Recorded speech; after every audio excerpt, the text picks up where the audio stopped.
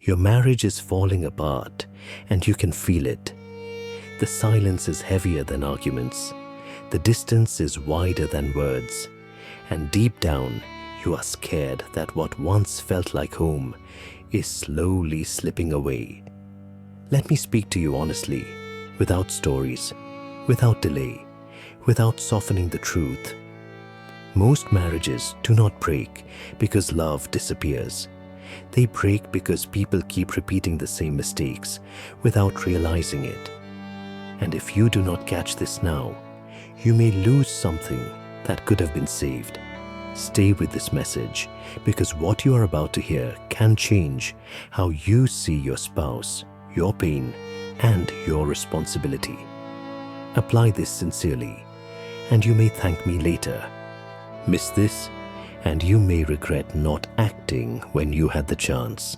Before we go any further, write "I love Allah" in the comments, because reconnecting your heart to the Almighty Creator is the first step toward fixing anything that feels broken. Let me speak to you gently as a brother, as a servant of the Almighty Creator who has seen marriages rise and fall. I have sat with people who smiled in public and cried in private.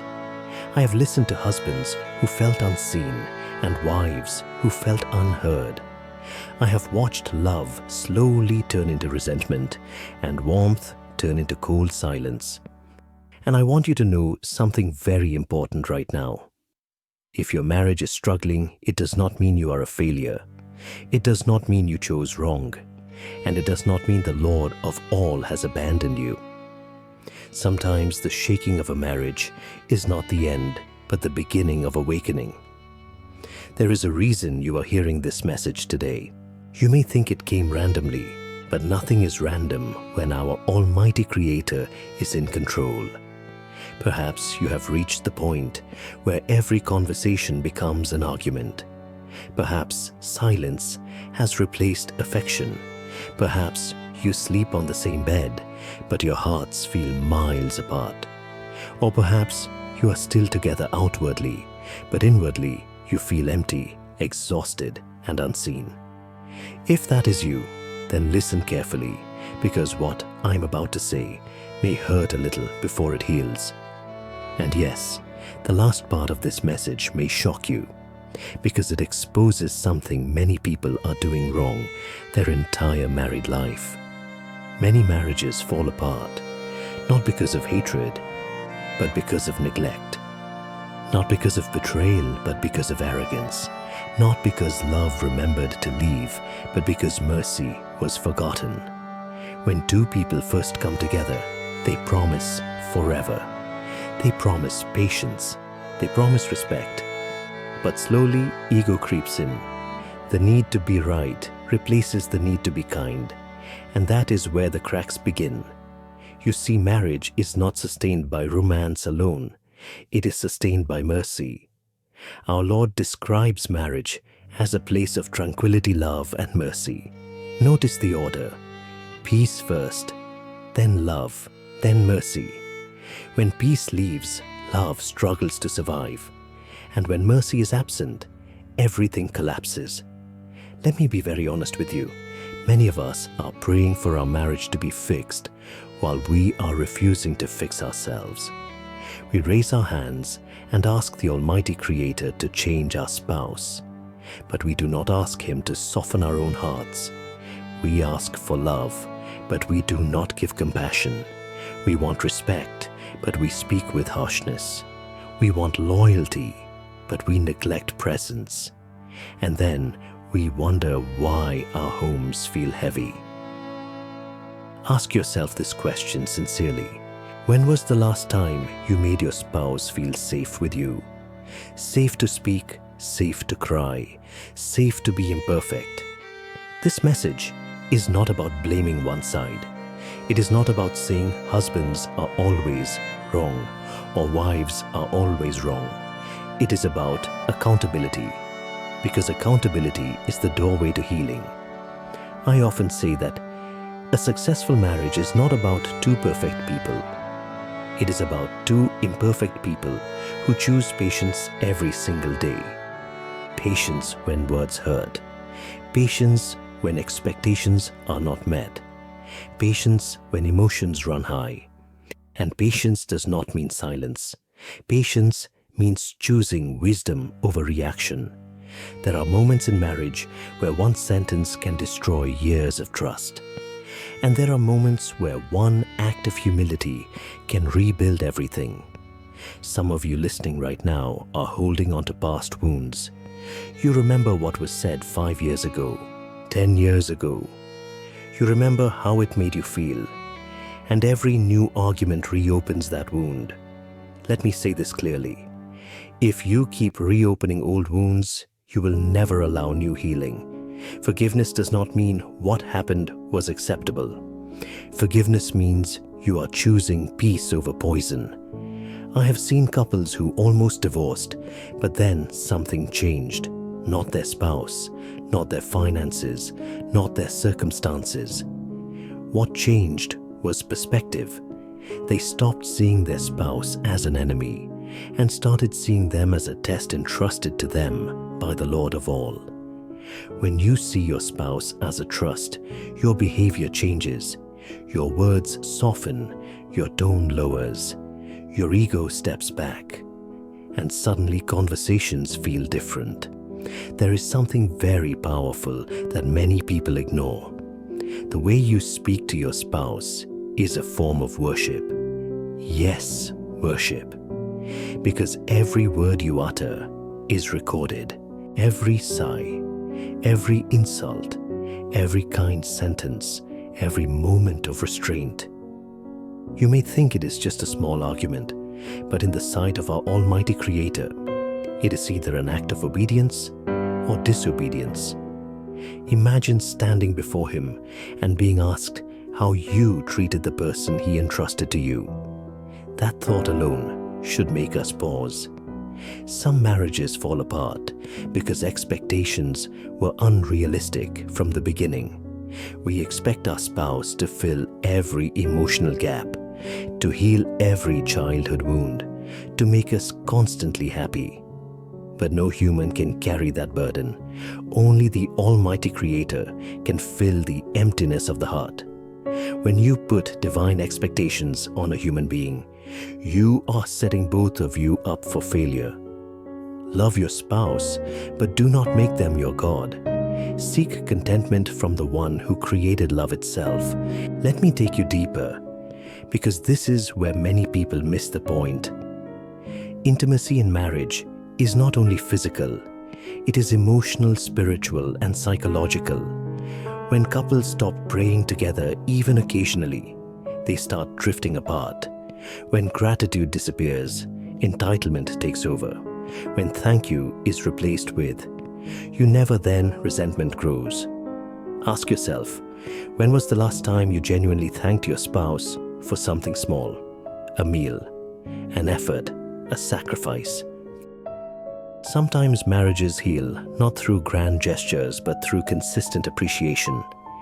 There are those listening to me now who are thinking, but I have tried everything. I stayed silent. I spoke calmly. I prayed, and nothing changed. My dear brother, my dear sister, sometimes change does not come immediately. Sometimes patience is not rewarded instantly. But know this, no act of patience for the sake of the Almighty Creator is ever wasted. Even if the marriage does not end the way you hoped, your patience elevates you. Your character is refined, your soul grows, and you are never the same person again. I must also say something that may be uncomfortable, but it needs to be said.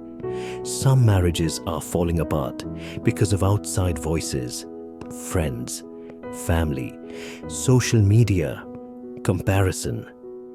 When you constantly compare your spouse to others, you poison your own heart.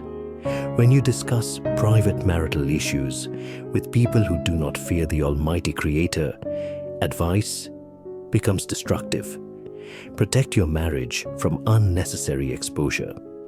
Not everyone needs to know your problems. Not every opinion deserves your ear. Now listen carefully, because this part is critical. There are moments when silence is not patience, but avoidance. There are moments when endurance becomes self-harm. If there is abuse, whether emotional, physical, or spiritual, seek help. Islam does not teach us to remain in harm while calling it patience. There is wisdom in seeking support. There is strength in protecting your dignity. And there is no shame in saying, I need help. But for those whose marriages are struggling due to communication ego and neglect, let me give you something powerful. Start with intention. Renew it. Say in your heart, I want to fix this marriage for the sake of the Almighty Creator. Not to win arguments, not to prove a point, but to restore peace. When intention is pure, actions follow differently.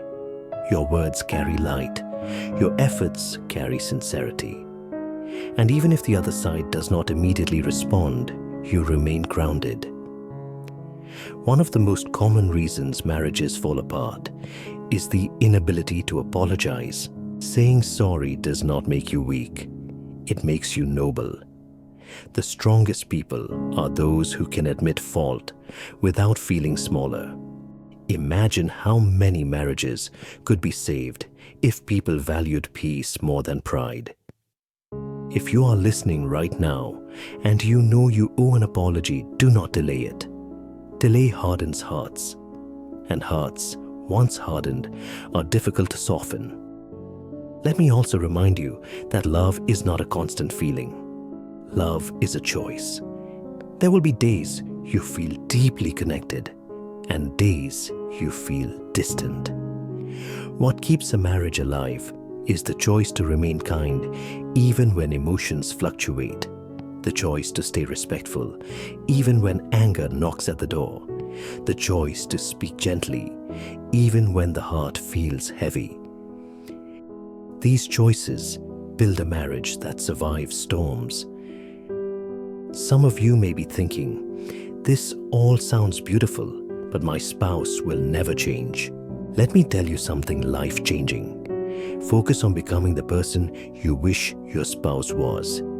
Become more patient, more compassionate, more mindful of your words. Often change is mirrored. Not always, but often. And even if it is not your reward, is with the Lord of all who sees every silent effort. Before I end, I want to address the loneliness many married people feel. You can be married and still feel alone. That pain is real. But do not let that loneliness push you towards sin. Do not let it push you toward emotional connections outside marriage. That path promises comfort, but delivers destruction. Guard your heart, protect your boundaries, seek closeness through permissible means, because temporary relief can cost you permanent regret. Now listen to me very carefully, because this is where everything comes together. The most powerful thing you can do when your marriage is falling apart is to reconnect with the Almighty Creator individually. When your relationship with Him strengthens, your relationship with people transforms. When your heart is at peace with Him, your reactions change, your expectations adjust, your patience deepens. And suddenly problems that once felt unbearable feel manageable. If you apply what I have shared today sincerely, it will change your perspective. It will change how you speak, how you listen, how you react, and possibly how your marriage unfolds. Do not underestimate the power of small, consistent change. Many people are waiting for a miracle while ignoring the daily effort required to create one. As I conclude, I want to speak directly to your heart. If you are still listening, this is not by accident. You were meant to hear this. Do not let this message pass without action. Reflect tonight.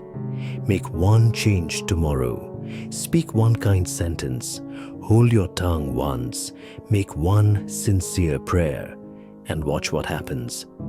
Some of you will look back months from now and say this message changed my life. Others may regret not acting when they had the chance. Before you leave, I ask you again to write "I love Allah" in the comments. Not as a trend, not for numbers, but as a reminder to yourself that your heart is still connected to the one who can heal all wounds. And I also invite you to share your situation in the comments. Share how your marriage struggled and what helped you find your way out. Your story may be the light someone else desperately needs. Do not miss this opportunity. Do not delay reflection. Do not underestimate the moment you are in. May the Almighty Creator bring peace into your home, soften your hearts, and guide you toward wisdom, mercy, and healing.